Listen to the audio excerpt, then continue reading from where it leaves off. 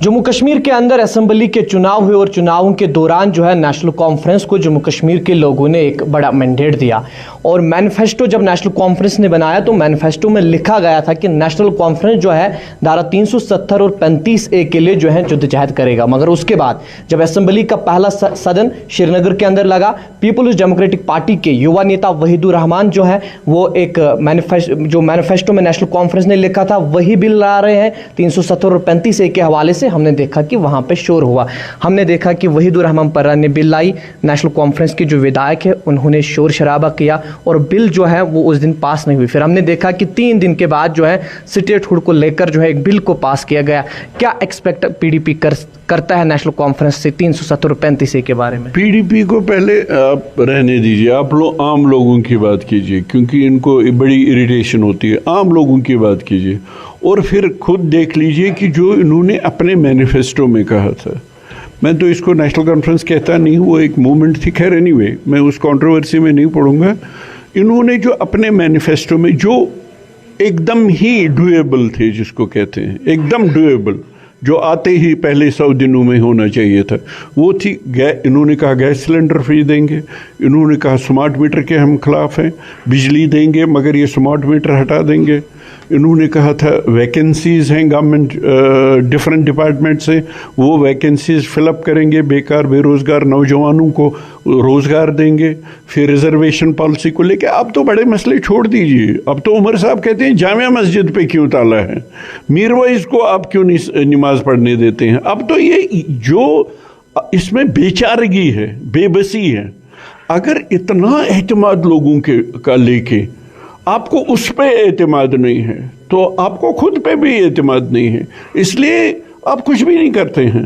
अब promotion demotion की बात कर रहे हैं। यहाँ लोग मुसीबत में हैं, यहाँ लोग परेशान हैं, यहाँ लोग पहलगाम के बाद बिल्कुल जैसे शटडाउन पहले की तरह हुआ, इतना कारोबार तिजारत बंद हो गई। पहले वो मासूम जाने छोड़ दीजिए, वो आप तो कुछ भी नहीं करने के मूड में हैं। आप तो सिर्फ प्रमोशन कह रहे हैं प्राइम मिनिस्टर से, इंसाफ मांगते हैं। ये इंसाफ की बात नहीं है, ये आपका हक है। आप अपने इख्तियारात को समझ लीजिए। आपके पास इतना, देखिए अब कोलेशन एरा था, 28 सीटें, 26 सीटें, 16 सीटें, 18 सीटें, कोलेशन एरा। मगर कश्मीरियों को मैं सलाम करता हूँ, उन्होंने कहा नहीं, बीजेपी ने 5 अगस्त 2019 के बाद जो किया, हम एक ही पार्टी को अपना एतमाद देंगे, और नेशनल कॉन्फ्रेंस को चुन लिया, उमर साहब को चुन लिया और बन गए। उनको शायद अपनी ताकत का एहसास नहीं। वो स्टेट में, जम्मू कश्मीर में सबसे ज़्यादा उन ताकत रखते हैं, वो उस ताकत का इस्तेमाल करे जो लोगों ने उनको वोट दे के किया है।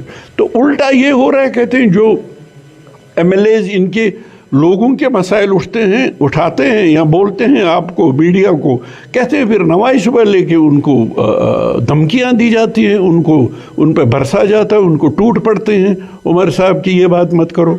और आगा रुहुल्लाह साहब को इसलिए रखा है कि तुम करते रहो, मगर उसमें मुझे बेहतरीन यही लगता है आगा रुहुल्लाह साहब को वो महल छोड़ना पड़ेगा, फिर बागी बनने का उसमें क्रेडिबिलिटी आएगी। रिपोर्ट में भी डिले किया गया जो कमेटी बैठाई थी रिजर्वेशन पॉलिसी को लेकर, आपको लग रहा है कि जो आगा रुहुल्लाह है उसको स्क्रिप्ट लिख के दिया जाता है, फिर वो वही बोलता है, बच्चों के साथ क्रेडिबिलिटी तो डेंट होती है, क्वेश्चन मार्क तो लगता है। क्या आगा रुहुल्लाह साहब नहीं जानते 6 महीने हो गए? क्या आगा रुहुल्लाह साहब नहीं जानते हैं कि कोर्ट में गवर्नमेंट की तरफ से क्या पेश किया गया? सब जानते हैं। तो मैं नहीं कहता हूँ, आम लोगों को तो शक हो जाएगा, उनका तो हक बनता है कि ये क्रेडिबिलिटी पे डेंट होगा कि ये शायद वो रोल पेश कर रहे हैं, ये वो चलता नहीं है। और आप लोगों को क्यों मिसलीड कर रहे हो, क्यों डिसीव कर रहे हो? उन्होंने तो अपना सारी ताकत आपके हाथों में दी, आपको मैंडेट देके। उनके लिए उनको तो इंसाफ दीजिए। आप मेरिट पे कॉम्प्रोमाइज़ करेंगे? मुझे तो हैरानी है, उमर साहब जैसे पढ़े लिखे आदमी कॉम्प्रोमाइज मेरिट पे। वो क्या मांगते हैं कि मेरिट, वो नहीं कहते हमको ले लो, वो नहीं कहते हमारे लिए रिजर्वेशन रखो, वो कहते हैं जो मेरिट है उसको अनकरेज कीजिए, उसकी लाज रखिए। अगर इतनी ताकत देने के बाद भी वो आम जवानों की जो बेकार बेरोजगार नौजवान हैं, अगर आप उनको मेरिट पे लेने के लिए तैयार नहीं है, वो ये इंसाफ दिलाने के लिए तैयार नहीं है, तो आप कौन सी वैकेंसीज फिलअप करेंगे और कैसे बेकारी बेरोजगारी दूर होगी?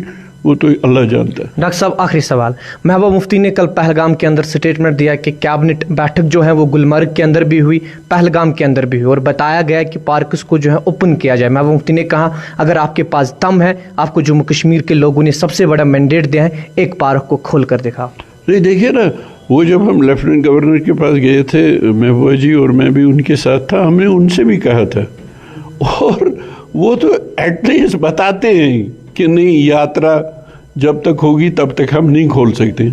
उमर साहब को इतनी ताकत, इतना मैंडेट होने के बाद भी शायद ये भी पता नहीं, तो फिर ये क्या कर रहे हैं वहाँ। मेरी गुजारिश है कि अगर ये कुछ नहीं कर सकते हैं, फिर कम से कम ऑन मॉल ग्राउंड्स अपनी तनख्वाहें मत लीजिए, अपने कैबिनेट मिनिस्टर्स की तनख्वाहें मत लीजिए, उनकी TADA बंद कर दीजिए और वो जो पैसा है वो बेकार बेरोजगार नौजवानों में रोजगार अलाउंस दे दीजिए और जो डेली वेजर्स हैं उनको दे दीजिए। कुछ तो इंसाफ कीजिए लोगों पे और लोगों पे जुल्म मत कीजिए, क्योंकि लोगों ने आपको इतनी ताकत दी है जम्मू कश्मीर के लिए जितनी इवन किसी सेंट्रल गवर्नमेंट के पास इतनी ताकत नहीं, जितनी ताकत आपके पास है, जो जम्मू कश्मीर के लोगों ने आपको ताकत दी है। उस ताकत का लिहाज करके कम से कम उन्हीं लोगों का कुछ भला सोचिए, कुछ भला कीजिए, तब बात बनेगी। जम्मू कश्मीर के लोगों ने आपको एक बड़ा मैंडेट दिया है, अगर आप कुछ नहीं कर सकते तो फिर अपने MLAs और कैबिनेट मंत्रीज की सैलरी जो है वो कहीं ना कहीं डिलीवेजर्स में बांटिए ताकि उनके फैमिलियों को मुश्किलातों का सामना न करना पड़े। ये डॉक्टर महबूब बेग का कहना था।